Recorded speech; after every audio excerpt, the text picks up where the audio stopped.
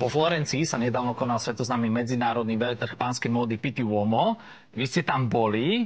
V čom vás to inšpirovalo? A pre tých možno, ktorí neviete, tak je to naozaj veľmi populárne, veľmi tradičné a chodia tam vyslovene ľudia, ktorí, a hlavne páni teda, ktorí si idú takýto štýl elegantný a normálne to sú, že plné ulice práve takéto elegantnej pánskej módy. A vy ste tam boli, tak aké to bolo? Tak, je to doslova, dá sa povedať, že taká že modná bomba vo svete že pánskeho priemyslu. Vyslovene tam to žije štýlom, inšpiráciu tam človek nájde úplne že na každom kroku. Jednak to boli samotní vystavovatelia, ktorí tam predstavovali svoje nové kolekcie. Na druhej strane aj tí ľudia, ktorí sa tam prišli zúčastniť tohto festivalu, tam prišli že brutálne oblečení. Takže či už to boli že nejaké zaujímavé prvky, že na topánkach až po nejaké ustrelené že farebné kombinácie. Vyslovene človek tam načerpal mnoho nového.